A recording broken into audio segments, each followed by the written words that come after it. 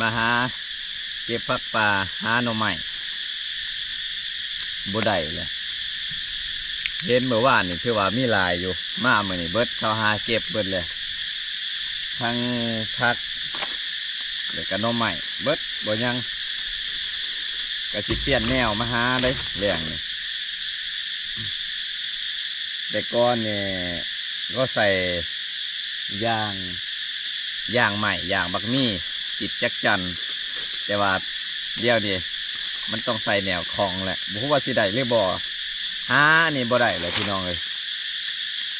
พอดีได้เอากระตองมานำ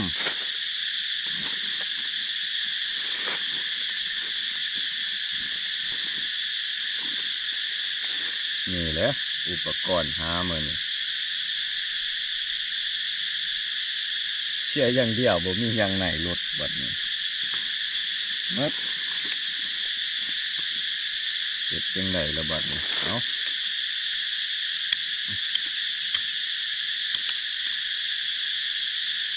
ลองหาของจักจันอีกจักจันนี่ก็เดือนละปีละเทื่อกูมันสิมี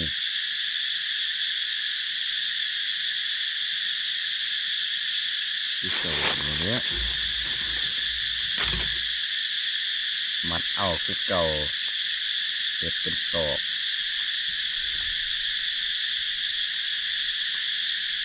รู้ว่าพี่น้องทางฟังปูดฟังไผ่เคยเห็ดคือกันบ่เนี่ยติดจักเห็ดเป็นตอกหาของกับโมเมนต์หาของกระป๋อมได้เนี่ยหาของจักจัน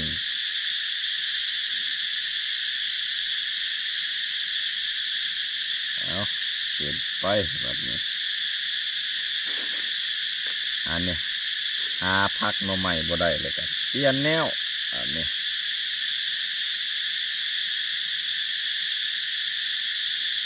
นี่เสียงแซวบ่รู้ว่าสิมีหลายหรือบ่ดอกแค่นี่แต่ว่ากระเสียงนี่ก็หลายพอสมควรอยู่ห่อแต่ว่าคันมันมีว่างกกหันคันนี้ว่างต้นมีหลายแต่อันนี้บ่รู้ว่าสิมีส่ำใด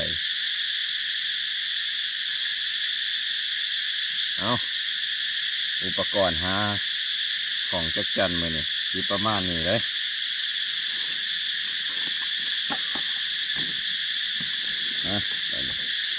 หาพักบ่ได้หาแนวใหม่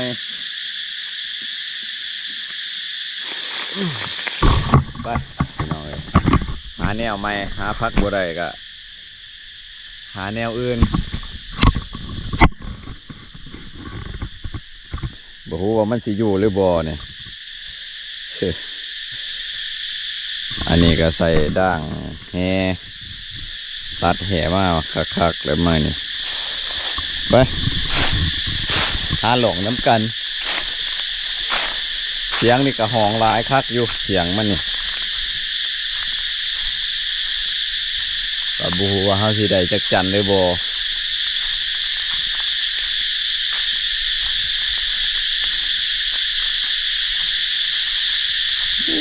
เสียงแซวอยู่เลยอันนี้เสียงแซวอยู่เลย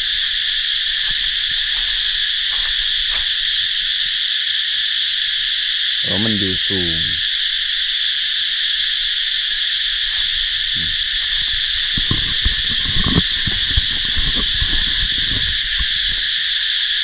มีโอกาสเห็นโตอยู่วันนี้เนี่ยมีแต่ต้นใหม่สูง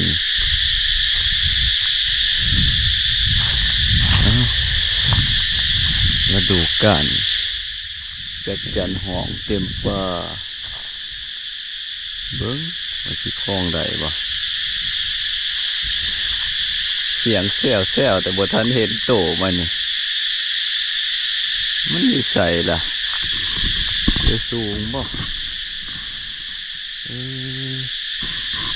ไม้เห่าก็ยาวอยู่เลยแต่ว่ายังบ่เห็นโตมันเถื่อโอ้อยู่สูงเกินเห็นแหละไม้อ่อนโอ้เดี๋ยวลองทุกคนเลยยังโอ้บดถือก ใหม่มันอ่อนสิได้กินอยู่ว่าจักจันจังสิใหม่เฮาอ่อนลายเนี่ยอันนี้ก็มีอึบปลดมันคือภูเขาอ่ะเบิ่งนี่อันนี้เบิ่งเอาบ่ได้วะเนี่ยใหญ่มากเลยโตหนึ่งนี่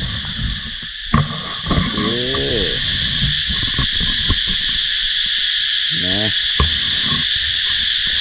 เสียงแซววนอยู่ตัวแรก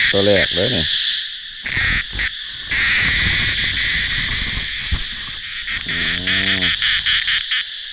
จักจันตัวแรกอันก็สิได้ลองเบิ่งว่าสิได้แจ็คโต้มื้อนี้ว่าเหี่ยวมันนี่ลายอยู่เท่งนี่แหละมันอยู่สูงอยู่ป้ายใหม่ผูกอยู่เทิงป้ายนี่ลายนี่มันดีใจห้องสนั่นวันไหวเต็มป่า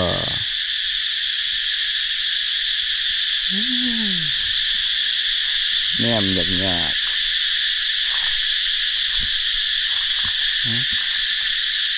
แต่เสียงมออยู่กับนี่แง่งเลยด้วยนี่ดิแง่งเลยหอดินก่อนบ่จักดินก่อนหล่นแล้วนี่เดินขักเลยเอาลุดแม่เห็นว่าแง่งอยู่แต้มสองสนั่นหวั่นไหวอยู่สูงทางนั้นติดต่อกันพวกกกนี่ลายเว้ยเดี๋ยวกกนี่ลายทุกคนเลยกกนี่ลายเดี๋ยวมันสิเข่าของบ่บ่ท่านดินไปจ่อยนี่หลายตัวอยู่แต่ว่ามันบ่อยากอยู่เลยเห็นกระตองมันไปโหลดตัวแมวตัวนี้ตัวแม่นี่บ่ได้คือกันเกี่ยงลายเลยดิเถิงนี่จนเปียกหนามเหี่ยวมัน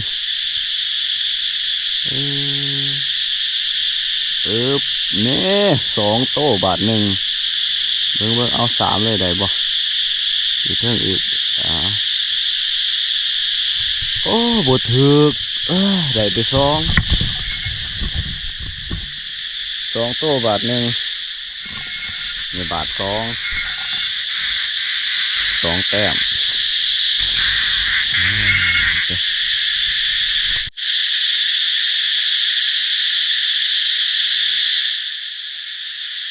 สนั่นเลย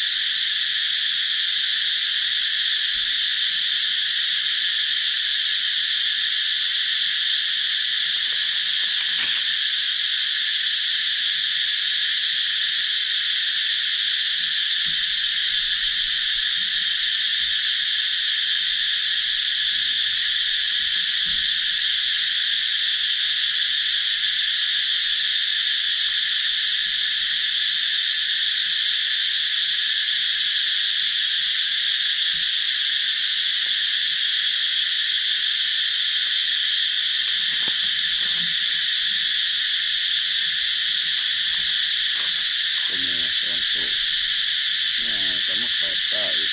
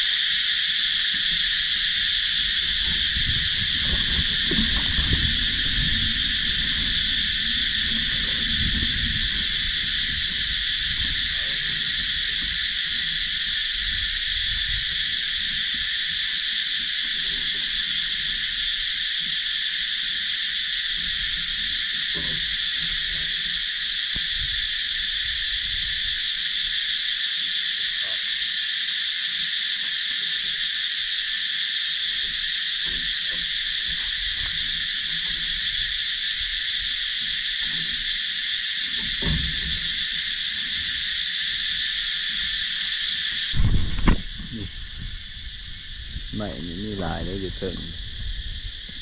แต่ว่ามันอยากตุบตัวมันห้องเก่งๆเนี่ยมันอยากบ่อยากอยู่ปานใดมันเห็นอันนี้ของเฮาของปุ๊บแล้วมันบินมีเด้อเอาสองตัวเหี่ยงกันอย่างนี้ตัวหนึ่งยังบ่ได้ตัวสองสองตัวเอาตัวนี้อีกมานี่ตัวแม่ตัวผู้น้ำเนี่ยตัวนี้สามเรียบร้อย3ตัวเอาอยู่เทิงอีกบัดนี้มานี่ตัวอยู่เทิงอีกพี่น้องเอ้ยมาตัวแม่ไว้จังไดตรงนี้นี่ตัวที่สี่เอาสิเอาจักหาโตบาทนี่ตัวที่ห้าตัวที่ห้าว้าเนี่ยหาโตมันขึ้นบ่ได้เลยเอามันอย่างหนักเนี่ยหาโตนกไงมันหาจัดเลยนกนี่หาโตบาทเดียวมีตัวแม่น้ำเนยเลยมีทั้งตัวแม่ตัวหนึ่งตัวแ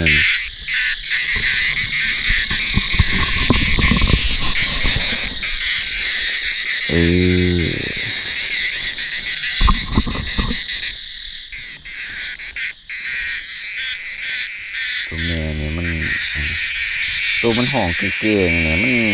นบินเก่งเห็นปุ๊บบินปับ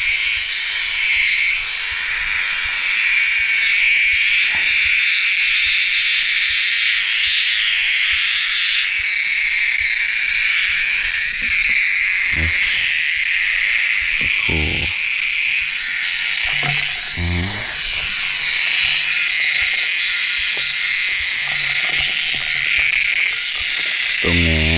เปลี่ยนลาย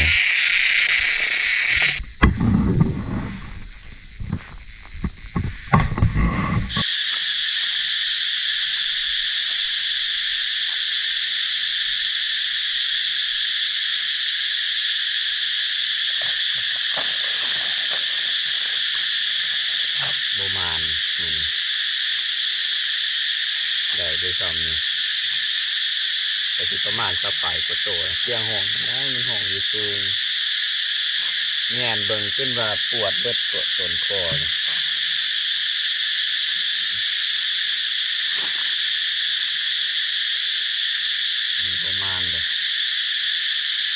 ว่ามันอยู่แบบว่ามันบ่ทันอยู่เป็นหมู่ปานใดมันห้องก็แจกกระจายเลย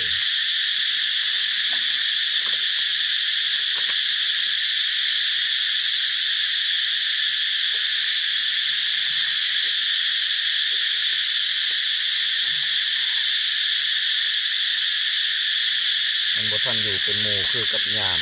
ฤดูฝนตกยามฝนตกมันอยู่เป็นฟูงมันอยู่หลายอันนี้ได้ยินแต่เสียงห้องที่ใดไปซ้ำเนี่ยเลยก็มันค่ำอยู่กลับบ้านกัน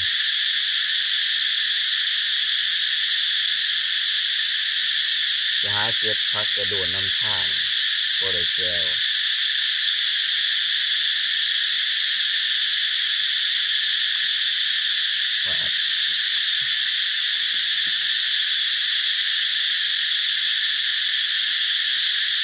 เสียงห้องแล้วเสียงห้อง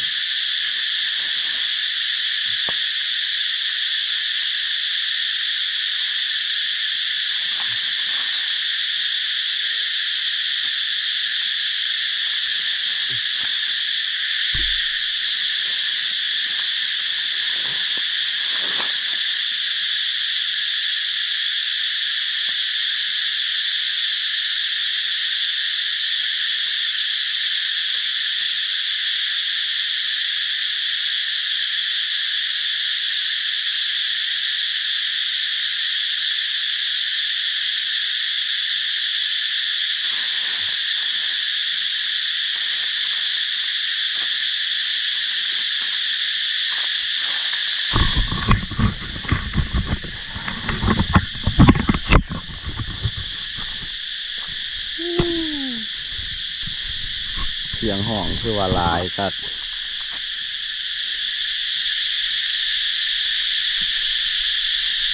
ก็สิเบิ่งเลยอยากมันอยู่มองใดแจใดหลายจนหลายตาแงนเบิ่ง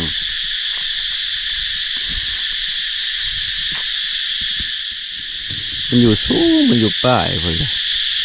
ว่าสิคืนเอาบ่ได้บ้านเฮาขึ้นไปแล้วมันก็บินทานบินนี้มันอยากบินไหวยามนี้บ่คือยามฝน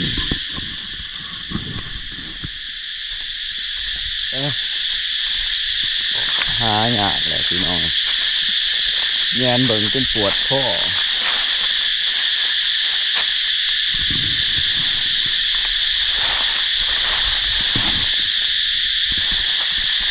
อึ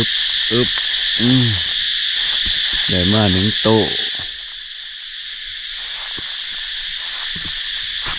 แงนจนปวดคอแงนเบิ่ง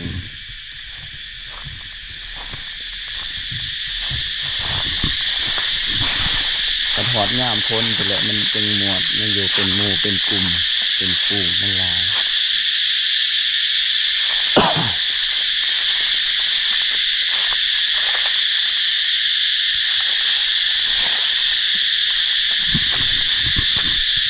ต้นใหม่นี่ก็เกี่ยวก็สีกกจิกกกหางแทนจักไปอยู่บนได้ยินแต่เสียงห้องเนี่ยเบิ่งโซ่บ่เห็นอันนี้บนนี้หาลายบินนี้เราได้นี่ห้องจริงๆก็คือนะเขาก็ตอบ2 แต้ม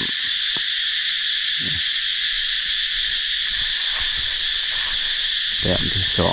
2หรืออยู่ตรงนี่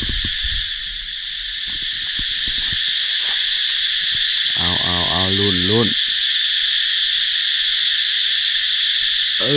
แต้มที่ 3งานนี่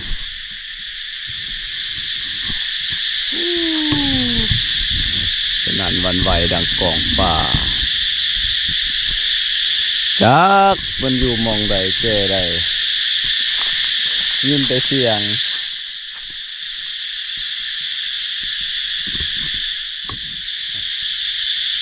ปวดเม็ดต้นคอแงนเบิ่งพวกนี้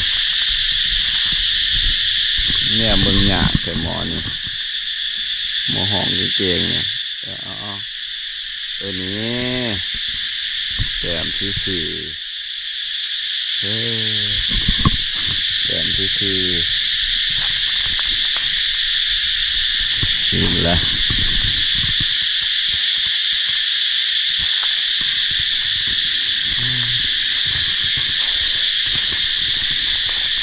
โอ้อันนี้เขาป้านี่มาถากเอาใหม่อันนี้เห็ดกระบองได้นี่แบบรุ่นเก่าเขาเอาอันนั้นใหม่ตัวมันเน่าเห็ดกระบองมันแห้งมันเน่า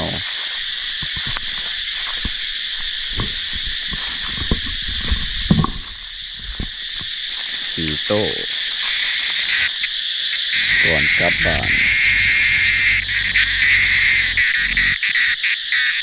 แต่ก่อนเนี่ยเขาเอาอันนั้นเอาอย่างมักมีติดจักจันแต่ว่าเดียวเนี่ยอันนี้หลายนี่เอาหลายบาทเห็นจัง4 โลเมื่อหาเก็บอันนั้นพักกระโดนโคก